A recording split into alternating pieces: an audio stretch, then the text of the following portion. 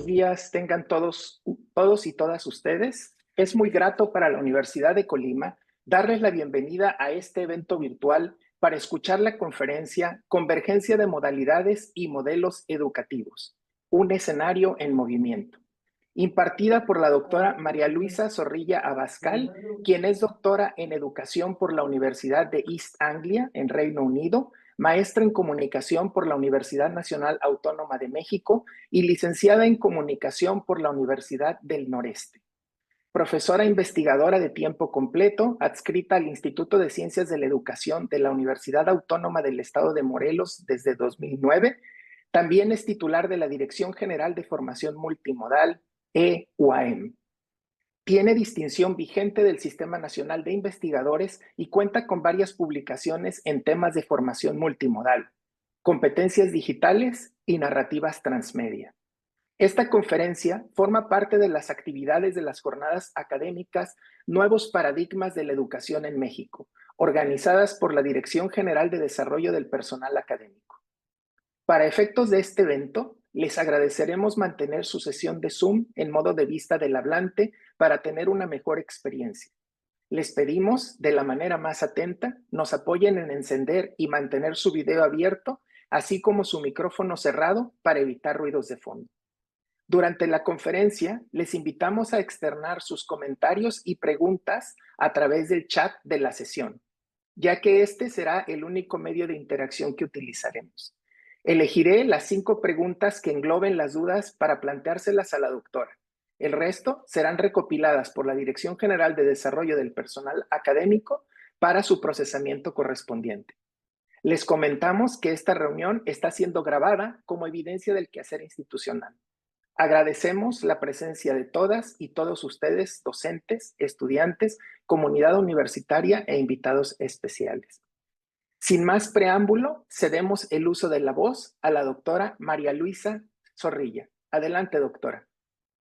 ¿Qué tal? Muy buenos días. Bueno, primero que nada, pues agradecer la invitación a la Universidad de Colima. Estoy muy contenta de iniciar el año y la semana, intercambiando, trabajando de forma colaborativa con ustedes. Y bueno, espero que la sesión de hoy sea muy fructífera y de provecho para todos. Y bueno, agradecer de forma muy especial a mi colega Emanuel Mondragón allá en Colima. Él y yo coincidimos en la Comisión de Cultura Digital del grupo de Anuyes TICTE, y bueno, pues él fue quien amablemente estableció el primer enlace para concretar esta sesión.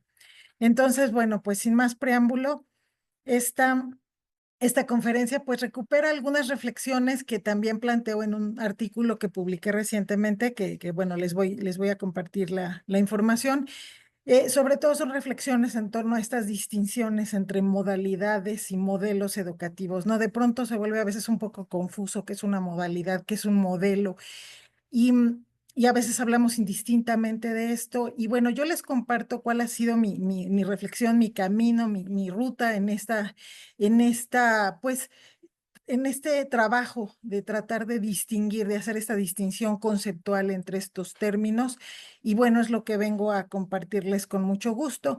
Entonces, para poder controlar un poquito mejor mi tiempo y el orden en que voy a presentar la información, voy a permitirme compartir mi pantalla. Déjenme también nada más poner aquí mi tiempo a correr para estar muy al pendiente del tiempo. Entonces, voy a compartir mi presentación. Como ya se dijo, esta presentación es acerca de la convergencia que se está dando entre modalidades y modelos educativos y cómo es un escenario que se ha venido moviendo, que es un escenario dinámico en los últimos años y sobre todo se ha vuelto, creo que, más dinámico a partir de la pandemia.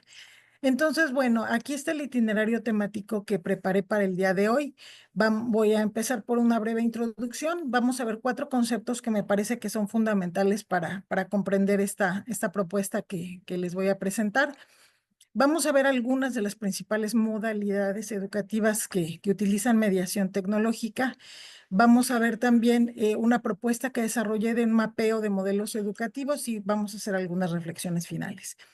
Entonces, en este sentido, partiendo de lo que establecimos como la introducción, mi punto de partida es algo que me pareció muy significativo, que fue la Ley General de Educación Superior del 2021, porque por primera vez en la ley en México se habla de otras modalidades educativas diferentes a las, digamos, tres tradicionales, ¿no? Por mucho tiempo la Ley General de Educación en México y habló nada más de tres modalidades, ¿no? Que eran la escolarizada, la no escolarizada y la mixta. Por mucho tiempo solo se habló de que existían esas tres modalidades y ninguna otra.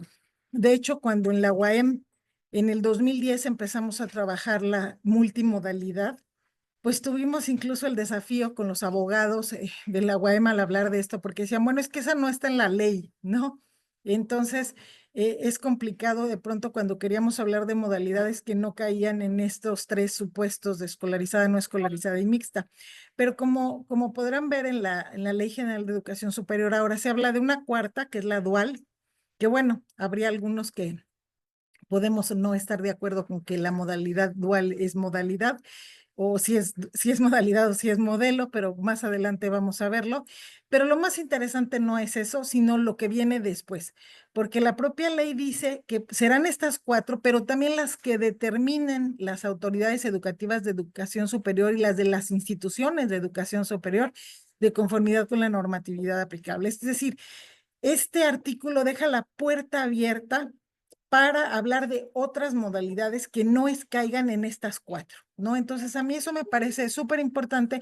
¿Por qué? Porque lo que hace este artículo, pues de alguna manera es reivindicar lo que ya ha venido sucediendo desde hace muchos años, que hay otras modalidades, pero también reconoce lo que ya está pasando actualmente en el presente, que hay una multiplicidad de modelos, ¿no?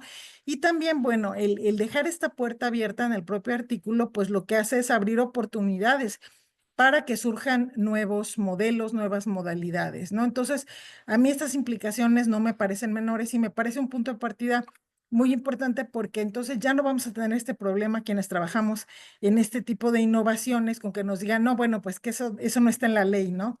Sino que la ley ya nos dejó una puerta abierta para eso.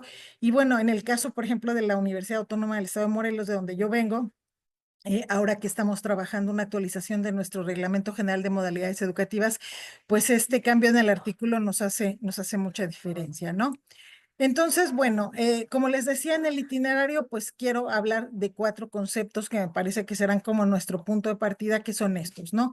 La convergencia educativa, qué entiendo o qué se entiende por modalidades educativas, qué son los modelos educativos y qué son las herramientas educativas, porque al final todo esto confluye. Entonces, brevemente vamos a ver cada uno de estos, ¿no? Entonces, en el tema de convergencia educativa, ¿qué es lo que converge? ¿O por qué hablamos de convergencia? Porque por un lado estamos integrando las plataformas, es decir, los medios y las herramientas. Cada vez más vemos esta cuestión de interoperabilidad entre plataformas, de ecosistemas de plataformas, de que las universidades usan más de una plataforma o de que estamos utilizando, por ejemplo, aplicaciones de telefonía móvil. Entonces se da esta integración entre medios y entre plataformas. Pero también se da otro tipo de integración que tiene más que ver con los contenidos, es decir, con las prácticas tanto de producción como de consumo o de utilización de estos contenidos educativos. Esto significa que los estudiantes y los profesores podemos estar integrando, no sé, podemos estar usando una presentación en donde insertamos un video, y podemos estar pidiendo a los estudiantes que nos entreguen su tarea en texto, pero también les podemos pedir que nos hagan un podcast, un audio.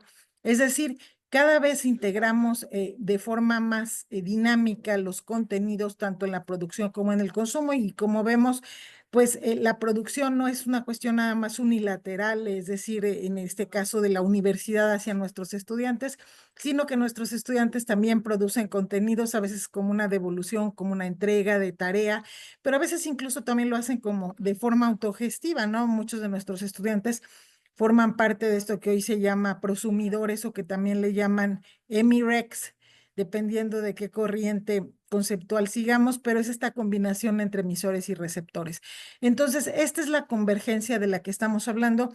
Y como pueden ver, es una convergencia que se da no solo en el ámbito educativo, sino en general es una convergencia mediática. Y de esto ya viene hablando desde hace pues prácticamente 2 décadas. Hay un autor que se llama Henry Jenkins que tiene un libro que precisamente está dedicado a la convergencia. Él está enfocado sobre todo a la convergencia en las industrias del entretenimiento, pero esto pues se ve que también ha venido permeando el ámbito educativo. Entonces, este sería un primer aspecto que tenemos que tener presente, esta convergencia entre medios, entre contenidos, entre personas, entre plataformas. Ahora, por el otro lado está el concepto de modalidades educativas, ¿no? ¿A qué nos referimos cuando hablamos de modalidades? Bueno, de forma muy sucinta, bueno, son los modos, ¿no? Por eso la palabra modalidad son los modos en que aprendemos, pero esos modos, pues se caracterizan por varios rasgos. Entonces, para poder distinguir entre modalidades, cuando la ley nos habla de que hay una escolarizada, no escolarizada, etcétera, ¿cuáles son los rasgos que estamos tomando en cuenta? Bueno, por un lado estamos tomando en cuenta la ubicación física del docente y el estudiante, es decir, comparten ubicación o están en ubicaciones físicas diferentes, ¿no? Porque aún en la virtualidad, pues la virtualidad, como ahorita estamos, pues todos estamos en una ubicación física real, corporal, porque todos somos materiales, ¿no? Yo estoy en Cuernavaca, ustedes están tal vez en diferentes partes de Colima o en otras partes del país, o incluso puede haber alguien conectado que esté en otro país, ¿no? Entonces, ubicación física de docentes y estudiantes. Luego, la situación temporal de docente y estudiantes, es decir, compartimos tiempo o no compartimos tiempo. Estamos de forma síncrona, como ahorita, que sí estamos compartiendo el tiempo, o asíncrona, porque esta conferencia pues se está grabando y probablemente otra gente la podrá ver días o meses después de realizada y entonces ya estará interactuando de forma asíncrona. La naturaleza del espacio educativo que vamos a utilizar, bueno, si ese espacio es físico o si ese espacio es virtual o si es extendido, ¿no? ¿A qué se refiere el espacio extendido? Es cuando tenemos un espacio físico, pero que lo enriquecemos con algún elemento, digamos, digital, ¿no? Como puede ser la realidad aumentada, la realidad, esto que llaman la realidad extendida, que es realidad virtual, realidad extendida, o también las tecnologías estas que llaman ápticas, ¿no? O puede ser una combinación de estos espacios. También, si este espacio es un espacio formal, institucional, o si es un espacio no formal, como los que utilizamos, por ejemplo, en los MOOC, en los cursos masivos abiertos en línea, si es escolar de una institución, si es un espacio laboral, porque también, pues como vamos a ver, por ejemplo, en la modalidad dual, pues se utilizan espacios laborales para aprender o si es un espacio del mundo, porque también, por ejemplo, en la realidad extendida, yo puedo tener, por ejemplo, una aplicación, vamos a suponer, para estudiantes de arquitectura, en donde ellos van a analizar, vamos a suponer, una catedral y llevan una aplicación con realidad aumentada en donde van a poder ver información adicional de la catedral. Es un espacio del mundo, esa catedral, ese no es un espacio educativo, no es un espacio laboral, es un espacio del mundo, pero puede estar enriquecido con una aplicación de M-Learning, ¿no? Entonces, ¿cuál es la naturaleza del espacio que se está utilizando para la educación? Eso también nos da pauta para entender de qué modalidad estamos hablando. ¿Cuál es la naturaleza del programa educativo? Si es formal, si es no formal, si forma parte de una licenciatura, una maestría, si es del bachillerato, ¿qué es? Y el esquema de aprendizaje, si se requiere un acompañamiento, en este caso de un docente o de un mentor, de un tutor, incluso ahora con la inteligencia artificial, de un chatbot, o si es un esquema de aprendizaje autónomo donde el estudiante es autogestivo. Entonces, todas estas características, la combinación de ellas es las que nos va a dar diferentes modalidades. Ahora, ¿cuál sería la diferencia con los modelos? Bueno, ahorita vamos a pasar a los modelos, pero bueno, como les decía hace un momento, con la combinación de todos los elementos que hace un momento les mencionaba, pues llegamos a estas tres modalidades que eran las tradicionales, que ahora vemos que también agregaron la dual, pero vamos a regresar a ello. Y bueno, ¿cuál sería la diferencia con los modelos educativos? Bueno, pues que cada una de esas configuraciones en donde mezclamos todas esas características que decíamos podría tener un enfoque conceptual o teórico diferente sobre el aprendizaje. Es decir, ¿cuál es la teoría que está embebida? ¿Cuál es la teoría que está implícita en esa modalidad? Y eso es lo que nos lleva al modelo. Es un poco como la presencialidad, ¿no? La presencialidad también lo tenemos, no toda la presencialidad es igual, ¿no? No es lo mismo una escuela tradicional, que una escuela Montessori, que una escuela Freinet. O sea, hay modelos diferentes, aunque todas sean en modalidad presencial. Y lo mismo pasa en la blended o mixed, lo mismo pasa en la modalidad que es no escolarizada. Tenemos diferentes combinaciones y no todo es igual. Cuando hablamos incluso de e-learning, vamos a ver más adelante, incluso dentro del e-learning hay diferentes variables, diferentes variaciones, ¿no? Entonces, a todas estas variaciones que mucho tienen que ver con las concepciones teóricas es a lo que yo llamo los modelos, y por eso cada modalidad educativa puede implementarse a partir de diferentes modelos. Y por último, las herramientas educativas, que también forman parte de esta mezcla. Bueno, pues son esos instrumentos que utilizamos para facilitar nuestra tarea educativa. Y aquí es importante que pensemos que pueden ser materiales o digitales, porque cuando hablamos de modelos con mediación tecnológica, a veces nos enfrascamos o nos enfocamos demasiado en lo digital y perdemos de vista lo material, ¿no? A veces me pasa, tengo una estudiante que está trabajando, por ejemplo, recursos educativos abiertos, y de pronto pareciera que todos los recursos educativos abiertos tienen que ser digitales, ¿no? Si bien la digitalidad facilita esa apertura, puede haber recursos educativos abiertos que no sean digitales, ¿no? Entonces, bueno, tener esta mentalidad abierta como para la alta y la baja tecnología. Entonces, el tener ya todos estos modelos juntos, bueno, hacemos un regreso a la convergencia, y entonces lo que estamos viendo que se da en el ámbito educativo es que hay unas diferentes mezclas entre todo esto, las herramientas, los usuarios, las modalidades y los modelos educativos, que es lo que da pie o pauta a este gran dinamismo del que hablábamos, ¿no? En donde se multiplican las posibilidades, porque todos estos elementos pues pueden tener diferentes representaciones o personificaciones en este escenario dinámico del que estaba hablando yo. Entonces, bueno, ya entrando un poco más específicamente en materia, vamos a hablar de algunas modalidades. No podemos hablar de todas porque precisamente la idea es que este escenario es tan cambiante, tan dinámico y está tan abierto a posibilidades que agotar el tema sería imposible. Pero yo pensé en enfocarme sobre todo a las modalidades educativas con mediación tecnológica y algunos de sus modelos, o los más conocidos o los más importantes, para hacer algunas distinciones. Entonces, bueno, la modalidad no escolarizada, distingo principalmente estos 5 modelos, ¿no? Que es la educación a distancia, 3 formas al menos de e-learning, digo al menos porque puede haber más, y lo que se conoce como m-learning. Entonces, vamos a ver de forma muy sucinta cada una de ellas. Cuando hablamos de educación a distancia, aquí me permito retomar una definición de Lorenzo García Aretio del 87. Ustedes pueden decir, uy, qué fuente tan antigua, pero precisamente la educación a distancia pues data de muchos años. Y esta definición me parece interesante porque es una definición que nos hace ver que la educación a distancia funcionaba mucho antes de Internet. Eso es importante. La educación a distancia requería de comunicación masiva y bidireccional, pero esto principalmente estábamos hablando incluso de televisión, o sea, nuestro modelo de telesecundaria, por ejemplo, y podíamos hablar incluso de educación por correspondencia, ¿no? Entonces, masiva y bidireccional, que sustituye la interacción personal entre profesor y alumno como el medio preferente de enseñanza. Y dice, bueno, ¿qué combina? Diversos recursos didácticos, que estamos hablando aquí de las herramientas, el apoyo de una organización tutorial, están los profesores, que propicia el aprendizaje autónomo de los estudiantes. Esta definición de 1987 nos habla de educación a distancia previa a Internet. Sí, pero eso todavía existe en algunos esquemas donde precisamente no hay conectividad, todavía existen este tipo de modalidades. Ahora, precisamente con Internet entramos en la era del e-learning.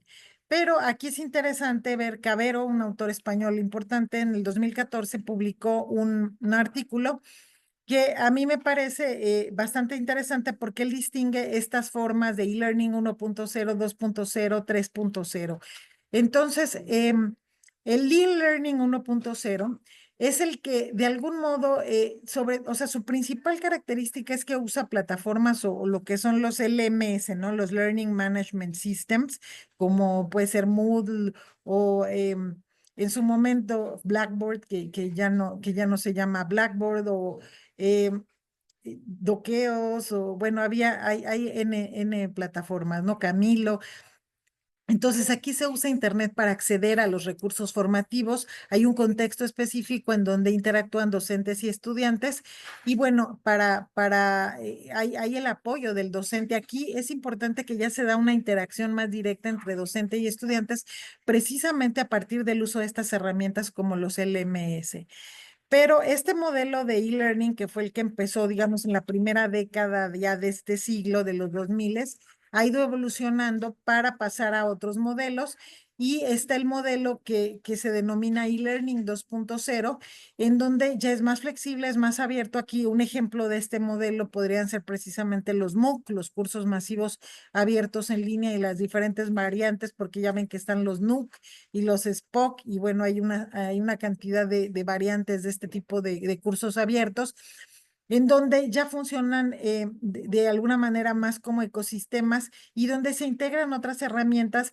Cabero dice que lo principal del e-learning 2.0 es que integre herramientas de la web 2.0, ¿no? Que pueden ser redes sociales, blogs, wikis, videoconferencia, que es una adición muy importante, porque aunque la videoconferencia existe también desde la primera década de este siglo de forma, digamos, ya bastante desarrollada.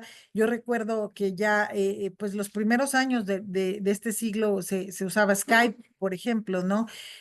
Pero ¿qué pasa? ¿Por qué no lo usábamos demasiado en educación?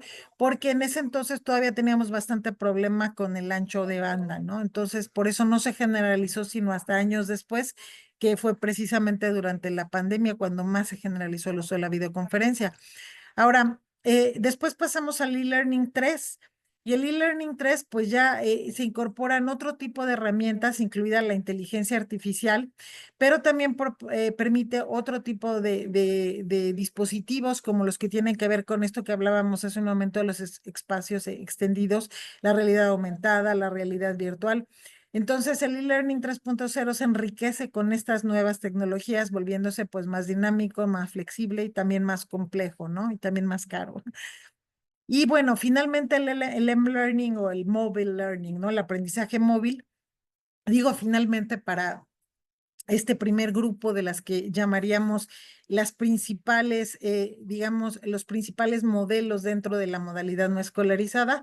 Y el M-Learning es muy interesante porque aún dentro del M-Learning podemos ver que se puede enfocar de dos formas diferentes o de dos modelos, porque está el e-learning, que es el aprendizaje en cualquier momento y en cualquier lugar, este que llaman anytime, anywhere, en donde yo llevo pues mi información, digamos, para aprender en mi móvil, y puedo ir aprendiendo, no sé, cuando voy en el transporte público, o cuando estoy en mi casa, o cuando estoy en donde sea. Esa es una forma de concebirlo. Pero el otro modelo que es muy fuerte en el tema de aprendizaje móvil es el del aprendizaje situado, en donde sí traigo la información. Y es un poco el ejemplo que yo ponía hace un momento de la catedral, ¿no? Y aquí hay un ejemplo, por ejemplo, de un museo, ¿no? Donde yo tengo el dispositivo móvil, pero es relevante en función del contexto, del entorno en el que estoy situado, ¿no? Puede haber información, sobre todo con realidad aumentada, en donde yo puedo estar interactuando con el contexto en el cual me encuentro a partir de mi dispositivo móvil. Entonces, como podemos ver, incluso dentro de un mismo, digamos, de una misma denominación, como en este caso es el M-Learning, podemos tener diferentes modelos, ¿no? Y esto lo vamos a ver un poquito más a detalle más adelante. Ahora, si queremos hablar de modelos de la modalidad mixta, ¿no? Porque decíamos, está la escolarizada, no escolarizada, mixta. Ya vimos algunos de los modelos de la no escolarizada, pero ¿qué hay de los modelos de la mixta? Porque esto sobre todo ha venido, pues, de alguna manera popularizándose mucho a partir de la pandemia, ¿no? Entonces tenemos desde los más antiguos, como es el aprendizaje abierto, el B-Learning, pero también tenemos algunos más recientes, como el aprendizaje invertido, el aula invertida, el Flip Classroom, el High Flex, la formación profesional dual. Todos estos forman parte de la modalidad mixta, y vamos a verlos un poco a detalle, no con mucho detenimiento. Entonces, bueno, el primero es el aprendizaje abierto. Y aquí es interesante, esta ilustración pone muy grandes las letras open, de abierto, porque realmente dentro del aprendizaje abierto, lo abierto pueden ser muchas cosas, ¿no? Podemos estar hablando de que es abierto porque no se paga, ¿no? De lo económico, pero también puede ser abierto porque no se requieren credenciales específicas para tomar un curso, es como en los MOOC. En muchos MOOC no te piden que tengas un determinado nivel o una determinada credencial para tomarlo. Incluso así surgió en Inglaterra hace bastantes años la Open University, ¿no? Después de la Segunda Guerra Mundial, cuando decían, bueno, cualquier persona puede estudiar una carrera universitaria aunque no tenga los estudios previos requeridos habitualmente para entrar a la universidad. Y así es como surge la Open University. Entonces, esa apertura también puede estar en esas credenciales, también puede estar en el perfil del estudiantado, que no importe de dónde eres, de qué edad, de qué ambiente provenga, si rural, urbano, la apertura puede ser total o puede ser la propia normativa del sistema en cuanto a los recursos educativos, los plazos, los calendarios, o sea, puede haber muchas aperturas. Entonces, cuando hablamos de aprendizaje abierto, podemos estar hablando de muchas aperturas y está dentro de las modalidades mixtas porque por lo general hay un componente de aprendizaje autogestivo que el estudiante hace por su cuenta y hay otro componente de aprendizaje acompañado que puede ser en un lugar físico. En muchos lugares la gente acude a un lugar físico a ver a un tutor o puede ser un aprendizaje acompañado con mediación tecnológica. Entonces, hay muchas combinaciones actualmente de estos modelos abiertos. Ahora, también está el B-Learning o Blended Learning o aprendizaje mezclado, en donde se dan mezclas entre lo presencial y lo virtual. Y esas mezclas también pueden ser de muy diversa índole. Puede haber, por ejemplo, un curso presencial con parte del trabajo que se realiza en línea, pero también se pueden alternar clases presenciales con sesiones en línea. También puede haber algunas sesiones presenciales intensivas a lo largo de unas semanas y el resto del semestre se lleva a cabo en línea. O puede haber unas sesiones intensivas en verano, por ejemplo, o unos laboratorios que se requieran presenciales y lo demás en línea. Entonces, todas estas posibilidades las plantea un autor muy conocido en este tema, que es Tony Bates. Y bueno, él dice que todas las mezclas, o sea, de este blended, pueden ser muy, muy amplias o muy variadas. Pero aquí lo importante es que le llamamos blended porque mezcla lo presencial con lo virtual. Ahora, el aprendizaje invertido, el aula invertida o el flip classroom, bueno, es un modelo que se ha venido popularizando ya desde hace algunos años y que también tiene esta combinación entre lo virtual o el trabajo independiente por parte del estudiante y el trabajo en el aula. Pero aquí lo interesante, ¿por qué se llama invertido?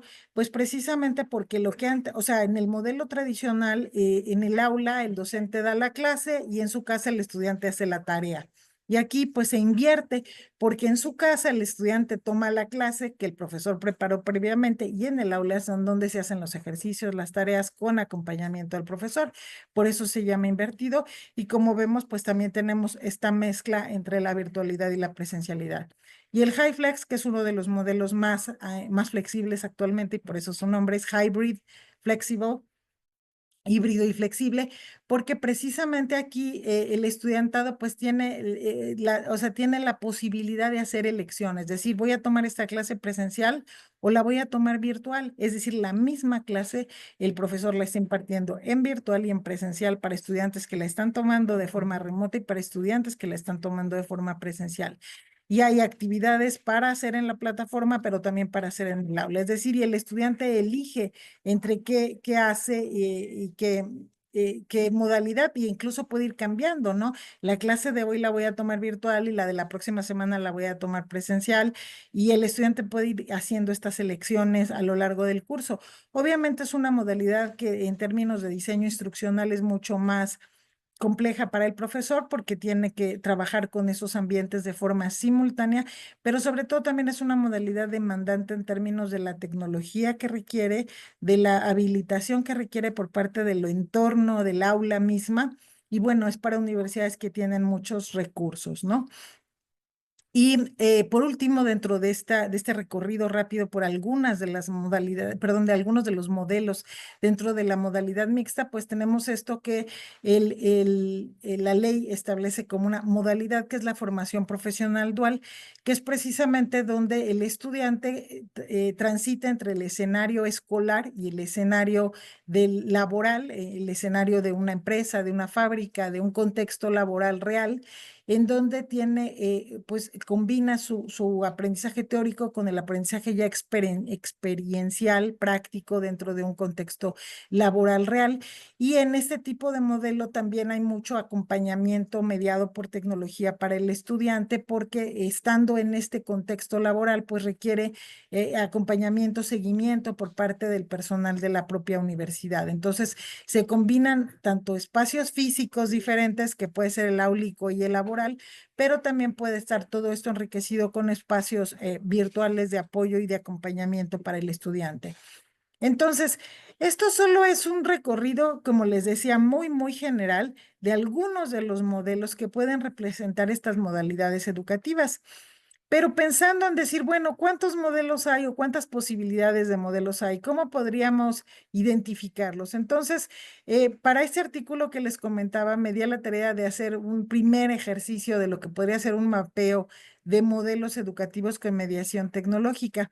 Y para hacer ese mapeo, me acordé algo que vi en la escuela hace muchos años, que era precisamente la tabla periódica de los elementos de Mendeleev, que bueno, es algo desde muy antiguo y que todos conocemos, pero algo que me acordé y que siempre me pareció súper interesante la propuesta de esta tabla periódica es que él cuando generó esta tabla no solo clasificó lo que ya estaba conocido, los elementos ya conocidos, sino que pudo pronosticar las propiedades de elementos desconocidos, que pudo anticipar que ocuparían ciertos lugares que en ese momento estaban vacíos en la tabla. Y bueno, esto fue algo que eventualmente sucedió, ¿no? La tabla periódica de los elementos con los años se ha ido completando, ¿no? Se han ido llenando huecos.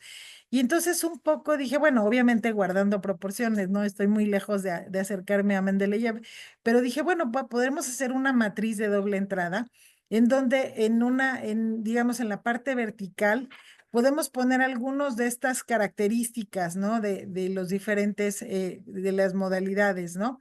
Que decíamos, bueno, la ubicación de las personas, ¿no? De profesores y docentes, lo que decíamos, el tiempo, el espacio, cuál es la naturaleza del espacio, la formalidad del espacio, el tipo de espacio, cómo es la experiencia educativa, cómo sea el aprendizaje, si usan herramientas físicas, si usan digitales. O sea, si recuerdan, todas estas eran características de las modalidades y tenían diferentes variables, ¿no? Que son las que están en la segunda columna. Entonces, bueno, esto es lo que caracteriza las modalidades. Pero decíamos que los modelos tenían que ver cómo combinábamos esto, pero también bajo qué supuestos teóricos lo hacíamos. Entonces, en la parte horizontal de la tabla, pues podríamos ver las concepciones del aprendizaje.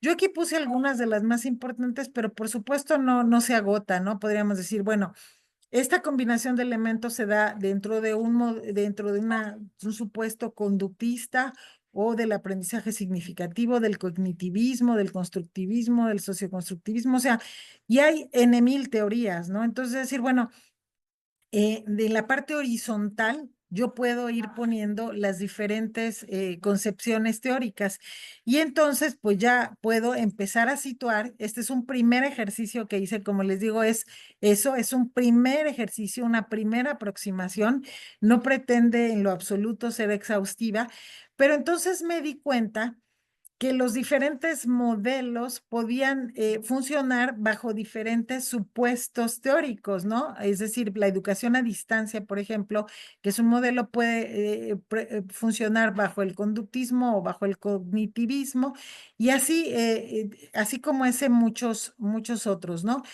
O el e-learning 1.0, pues lo puedo encontrar en el constructivismo, pero lo puedo encontrar con muy diferentes variantes, ¿no? Porque puedo encontrar un e-learning 1.0, aquí lo vemos, por ejemplo, es un espacio de naturaleza virtual que puede ser formal, que puede ser escolar, que puede ser una experiencia educativa formal. Estamos hablando, si recuerdan, el 1.0 donde usábamos los LMS, con tutorado, con un profesor que me da acompañamiento, con herramientas físicas que pueden ser fijas, como puede estar utilizando pues una computadora, dispositivos, pero también estoy utilizando herramientas digitales, contenidos digitales y todo esto bajo un modelo que puede ser constructivista, que es bajo el cual se ha construido mucho del e-learning 1.0.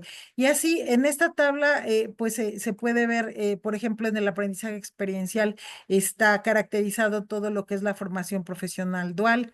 Pero insisto, esto fue solo un primer ejercicio porque realmente esta tabla podría seguir creciendo tanto hacia abajo como hacia la derecha, ¿no? En la lógica, pues, de una hoja de Excel, ¿no? De un spreadsheet, de una hoja de cálculo, en donde podría crecer, pues, de forma infinita, que es un poco esta la idea que yo les decía de la gran dinámica que tienen actualmente los modelos educativos, las modalidades, y que surgen nuevas posibilidades todos los días.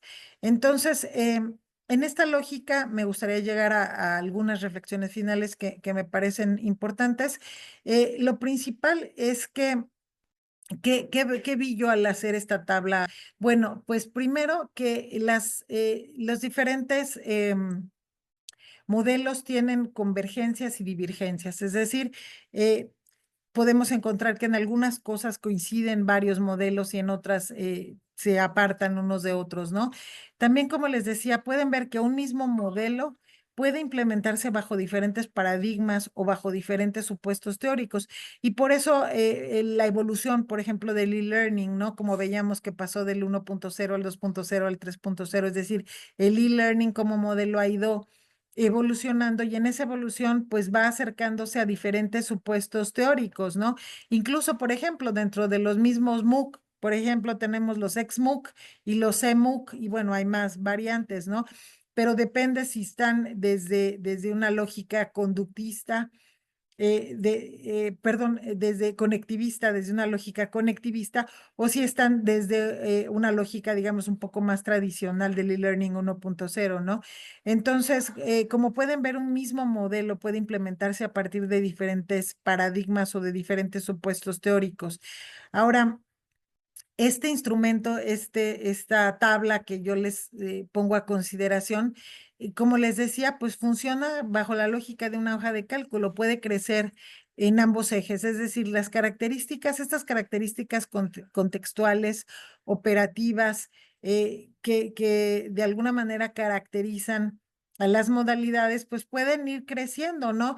Porque van surgiendo nuevas herramientas como ahora, por ejemplo, la inteligencia artificial que antes no teníamos, ¿no?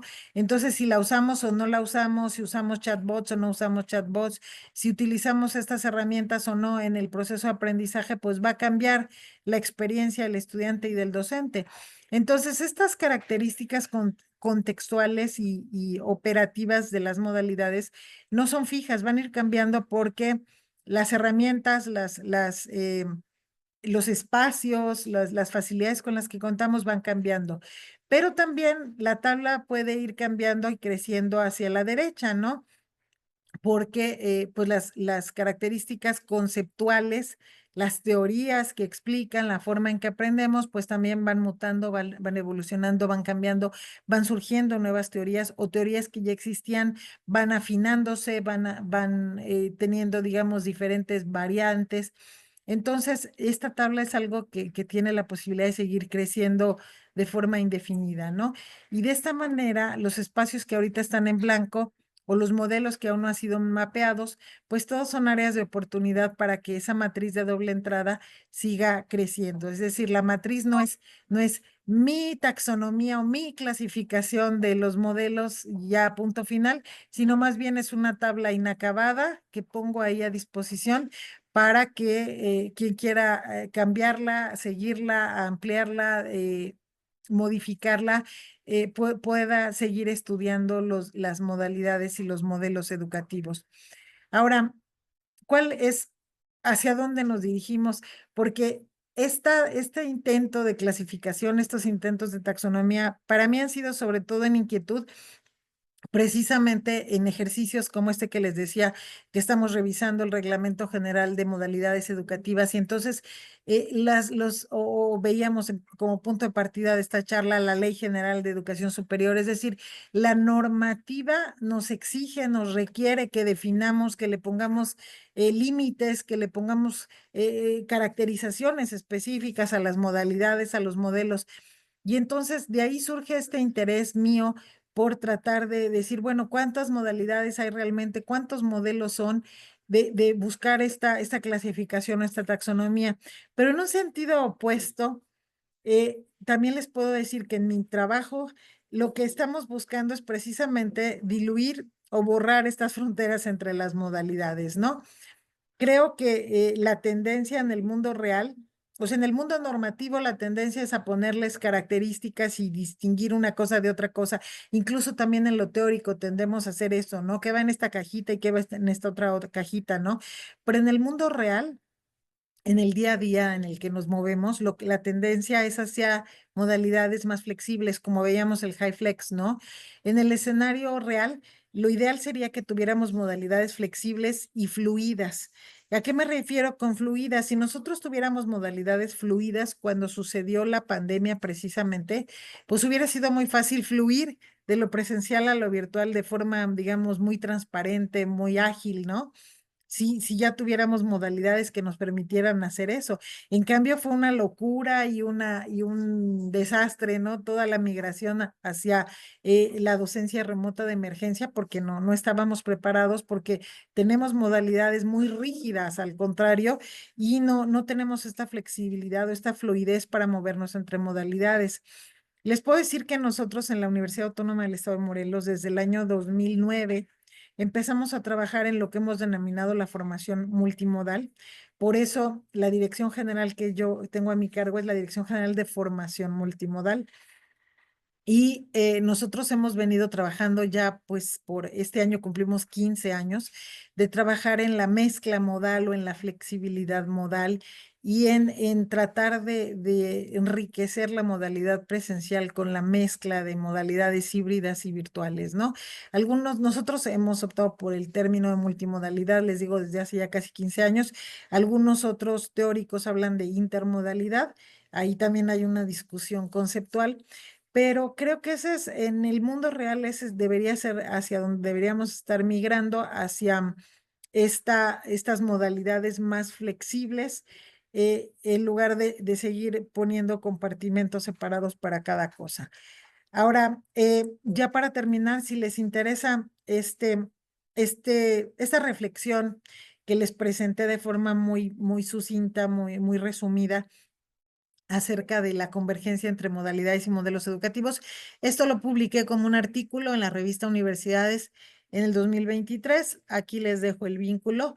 Si alguien está interesado en ver el artículo con más calmita, pues aquí se los dejo, está en acceso abierto. Y pues no me queda más que agradecerles su atención, su interés en esta charla. Y estoy a sus órdenes. Aquí está mi correo si alguien quiere escribirme. Y bueno, pues estoy totalmente a su disposición para que podamos dialogar, platicar en torno a estas provocaciones, a estas propuestas que traigo para ustedes en el tema de modalidades y modelos educativos. Muchas gracias por su atención. Muchas gracias por su excelente presentación, doctora, muy informativa, muy educativa para los participantes en esta reunión. Procederé entonces a la sesión de preguntas. Como les comentaba, elegí algunas y algunas las combiné tenían más o menos un tema similar y creo que podrían ser respondidas al mismo tiempo. Entonces, como una primera pregunta, ¿existe alguna estandarización sobre los modos o métodos de evaluación de acuerdo al modelo educativo? ¿Y eso cómo nos permitiría o cómo podríamos nosotros evaluar el aprendizaje y el avance de los estudiantes? Ok, bueno, yo creo que precisamente, o sea, la evaluación tiene que ver precisamente con las concepciones sobre el aprendizaje. Yo hace un momento decía, bueno, Las diferentes modalidades se pueden implementar a partir de diferentes modelos dependiendo de las concepciones que tenemos sobre el aprendizaje. Entonces, dependiendo de esa concepción, de ese supuesto teórico del cual partimos, la evaluación va a ser diferente. Sí, hay supuestos teóricos o hay corrientes teóricas que apuestan más, por ejemplo, por una evaluación formativa, o sea, y hay otras donde se apuesta más por una evaluación sumativa, por una evaluación procesual o por una evaluación final, etcétera. Cambia dentro de las diferentes concepciones sobre el aprendizaje. Entonces, la respuesta sería, no, no hay una estandarización porque precisamente cada supuesto teórico o sea, contempla una concepción diferente sobre el aprendizaje. Y cuando hablamos de una concepción diferente, o sea, concebimos de forma diferente desde cuál es el rol del profesor y cuál es el rol del estudiante, ¿no? Cuando nosotros iniciamos, por ejemplo, la formación multimodal aquí en la UAM, les digo hace casi ya 15 años, era interesante que los profesores decían, bueno, ahora que voy a usar la plataforma, ¿cómo voy a dar clase? Y entonces yo decía, es que ya no va a dar clase, ¿no? Y usando la plataforma usted ya no da clase, usted hace otra cosa, usted acompaña el aprendizaje. Pero entonces, ¿qué voy a hacer? Ya no soy docente, no, sí es docente. Su rol cambia, ¿no? Es diferente dar clase que acompañar el aprendizaje, ¿no? Entonces, y lo mismo, si yo estoy acompañando el aprendizaje, en el caso de la evaluación, pues la evaluación formativa con una retroalimentación muy rica es lo que se vuelve mucho más importante, ¿no? Probablemente en mi rol como docente presencial, en donde yo puedo dar retroalimentación de viva voz y en tiempo real, ir guiando a los estudiantes, cuando los califico, pues solo le pongo 10, 9, o alguna notita muy bien, lo que sea, pero no me le pongo ahí una página extra con retroalimentaciones, porque esa retroalimentación la doy cara a cara en el aula. Pero, por ejemplo, cuando estoy en un LMS, en un e-learning, pues esa retroalimentación sí la doy por escrito y tiene que ser muy rica y tiene que ser muy sólida y muy consistente, porque esa es la parte, o sea, la evaluación formativa en este caso es lo más importante. Entonces, realmente no podría yo hablar de que hay una estandarización de formas de evaluación. Aquí lo importante es tener muy claro, lo primero, cuál es nuestra concepción, es decir, desde dónde estamos mirando teóricamente, cuál es el rol del docente, cuál es el rol del estudiante, cómo establecemos esa relación y entonces podemos llegar a determinar cuál es el tipo de evaluación que vamos a estar aplicando en este particular modelo, en este particular contexto en el que vamos a estar trabajando, ¿no? Entonces, la evaluación es uno más de los elementos que entra en juego cuando vamos a caracterizar un modelo educativo. Entonces, no sé si esto responde la duda.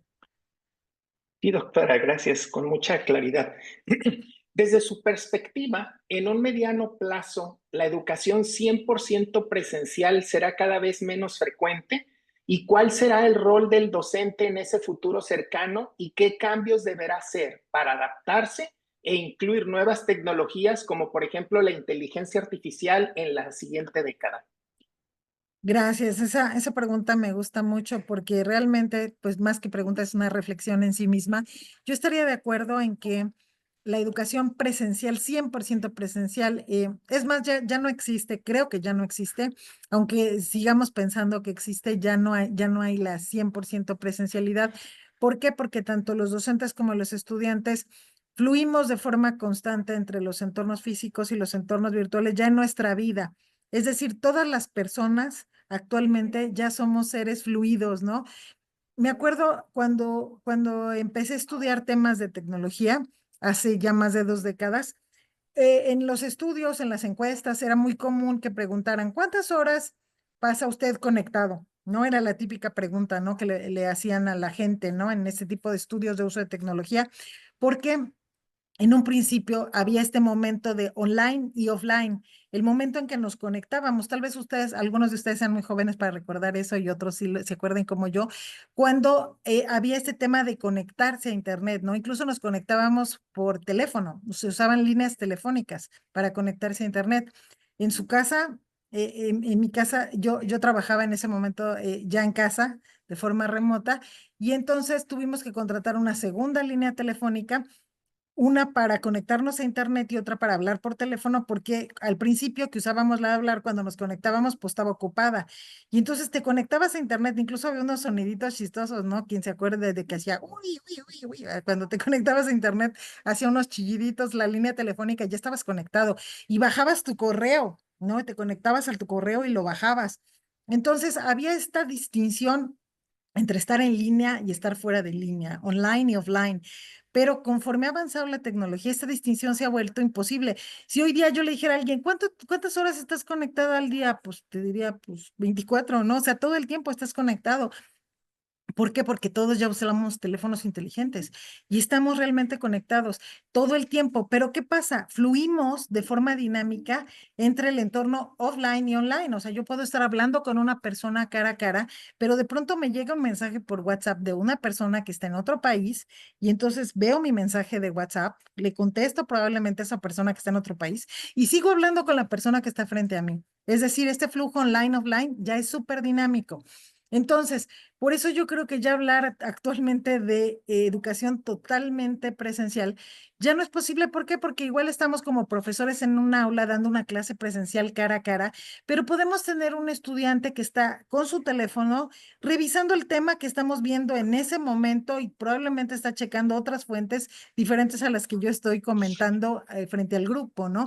Ese estudiante está en un entorno virtual pero está sentado en el aula en mi clase presencial, ¿no? Entonces, tenemos ya ese flujo de forma muy dinámica, entonces ya no podemos hablar realmente de modalidades puras desde hace algún tiempo y creo que esta tendencia se va a ir haciendo cada vez más presente y efectivamente, como decía quien hizo la pregunta, la irrupción de la inteligencia artificial pues también se vuelve otro elemento disruptor dentro de esta dinámica en donde van confluyendo diferentes espacios, diferentes herramientas. Entonces, ¿cómo va cambiando el rol del docente? Bueno, yo creo que lo más importante, ya desde hace algún tiempo, es que el docente deja de ser este receptáculo de la información, del saber. Por mucho tiempo el docente era quien sabía, quien daba la clase e informaba a los estudiantes acerca de un tema. Ese rol ya se volvió relevante pues desde Internet, ¿no? Porque cualquier estudiante puede investigar del tema que sea en Internet y encontrar más información de la que tiene su docente. Entonces, ser un informador, ser una persona que sabe de un tema y compartir ese conocimiento del tema tal cual como informador, ya no es tan relevante, ¿no? Ya es más relevante, por un lado, la experiencia profesional de ese docente, porque una cosa es conocer el tema teóricamente, pero otra cosa es conocerlo profesionalmente. Entonces, esa experiencia de vida, esa experiencia profesional es lo que se vuelve más rico por parte del docente. Y por el otro lado, ese acompañamiento del aprendizaje en el sentido de que el estudiante ya tiene acceso a muchos elementos, incluida la inteligencia artificial. Entonces, ¿cómo te voy a acompañar yo, docente, para que tú uses esta nueva herramienta, para que la uses de forma crítica, para que la uses de forma responsable y ética, e incluso legal? Porque pronto, o sea, digo, ahorita todavía en países como el nuestro no existe legislación al respecto, pero por ejemplo en la Unión Europea, en Europa ya existe legislación al respecto del uso de la inteligencia artificial. Entonces, o sea, ¿cómo voy a acompañar al estudiante para que use estas herramientas, pero con estos elementos? ¿Por qué de forma crítica? Porque tenemos que entender cómo funcionan. Sí, porque mucha gente te dice, es que ahora lo buscó en ChatGPT, pues ChatGPT no es un buscador, ¿no? Entonces, por ejemplo, entender que no busca, cómo funciona, cómo genera las respuestas que nos da, de dónde salen, ajá, qué características tiene esa información, ajá, por qué tengo yo que asumirla de forma crítica. Entonces, tengo que entender eso, tengo que entender cómo usarlo éticamente, es decir, cómo transparentar el uso que estoy haciendo de la inteligencia artificial. Y tengo que utilizarlo también de forma estratégica para no perder yo habilidades, ¿no? Porque si yo de pronto le pido que escriba todo, pues a la larga yo voy a dejar de saber escribir. O sea, todo lo que delegamos en una tecnología es como la memoria, ¿no? Antes la gente se sabía de memoria por los cientos teléfonos, ¿no? Actualmente ya nadie se sabe de memoria, yo creo que ni el suyo, ¿no? Y entonces, ¿qué pasa? Pues porque tenemos una herramienta que tiene una memoria para todos los teléfonos que necesitemos, ¿no? Y así como eso, pues cualquier otra actividad que dependamos de una tecnología, pues eventualmente vamos a dejar de poder hacerlo. ¿No? Entonces, si ChatGPT escribe todo lo que yo quiero, pues al final yo no voy a poder escribir una palabra por mi cuenta. Pero lo preocupante de esto es que escribir es una expresión del pensamiento. Entonces, si yo no puedo escribir, es que no puedo pensar, ¿no? Entonces, este tipo de reflexiones creo que son las que tenemos que acompañar con el estudiantado y realmente guiarlos en esto que se ha denominado la literacidad en inteligencia artificial o el alfabetismo en inteligencia artificial, ¿no? Pero nadie puede dar lo que no tiene, ¿no? Si nosotros como docentes no nos alfabetizamos en inteligencia artificial, pues ¿cómo vamos a alfabetizar a nuestros estudiantes, ¿no? Entonces, ¿cómo vamos a acompañarlos en esa nueva frontera si nosotros no estamos equipados para ello? Y ahí es donde entra esta parte, pues, de agencia del profesorado, es decir, yo me voy a capacitar, yo me voy a actualizar, yo voy a conquistar la nueva frontera de la inteligencia artificial para ir allá con mis estudiantes, para acompañarlos y para ayudarlos a que haya una apropiación efectiva de esta nueva herramienta. No se las vamos a poder prohibir, no vamos a poder tapar el sol con un dedo. Entonces, lo que necesitamos es ver cómo guiarlos en ese uso crítico, responsable, ético, legal de estas nuevas herramientas e incluso cómo hacerlos conscientes de los impactos ambientales que representa usar estas herramientas, ¿no? Entonces, si ustedes ven en los marcos de inteligencia artificial para profesores y estudiantes que publicó la UNESCO recientemente, que precisamente los analizamos con el colega Emanuel Mondragón la Comisión de Cultura Digital de Anoyes, en estos marcos a mí me pareció muy interesante que el centro es el ser humano. O sea, el centro del uso de la inteligencia artificial, lo que no podemos perder de vista es que el centro es el ser humano. Mientras no perdamos de vista que lo más importante somos los seres humanos en esa alfabetización de la inteligencia artificial, pues vamos a estar bien, ¿no? Pero si ustedes revisan estos marcos pues de competencias y habilidades para el uso de la inteligencia artificial, es interesante porque hay uno para estudiantes y otro para docentes, pues van a poder encontrar cuáles son esas nuevas fronteras que tenemos que conquistar como docentes, de acuerdo a la pregunta que muy amablemente me hicieron, para seguir siendo relevantes los docentes. Vamos a seguir siéndolo en la medida en que pues nos pongamos las pilas y nos actualicemos pues alinearnos o a ponernos en sintonía con estos nuevos contextos. Esa sería mi, Muchas mi reflexión gracias. como docente. Muchas gracias, doctora, por estas reflexiones tan interesantes. Desafortunadamente el tiempo se terminó. Tenemos muchas preguntas sumamente interesantes. Trataremos de hacérselas llegar a través de la Dirección General de Desarrollo de Personal Académico, doctora, para conocer si es posible que nos pudiera dar una respuesta y hacerla llegar a los profesores y profesoras que están conectadas en esta sesión. Muchas gracias, doctora, por esta tan interesante presentación. Ahora procederemos a hacer la lectura de la constancia que se le otorgará de forma virtual, doctora. La constancia se lee, Universidad de Colima otorga la presente constancia a María Luisa Zorrilla Abascal por dictar la conferencia magistral Convergencia de modalidades y modelos educativos, un escenario en movimiento como parte de las jornadas académicas el 13 de enero de 2025 en modalidad en línea con duración de 1 hora y valor curricular. Atentamente, Estudia, Lucha, Trabaja, Colima, Colima, enero de 2025. Firma la doctora en Arquitectura Marta Eugenia Chávez González, Directora General de Desarrollo de Personal Académico. Muchísimas gracias por su ponencia, doctora. Esta constancia se le hará llegar de forma digital a su correo. Agradecemos la participación de todos y todas ustedes en esta conferencia y los invitamos a continuar en los siguientes eventos de estas jornadas académicas organizadas por la Dirección General de Desarrollo de Personal Académico. A partir de este momento, damos por terminada esta sesión. Agradecemos su participación y en un momento más el moderador dará por terminada esta sesión. Muchísimas gracias. Gracias a ustedes. Gracias, doctora.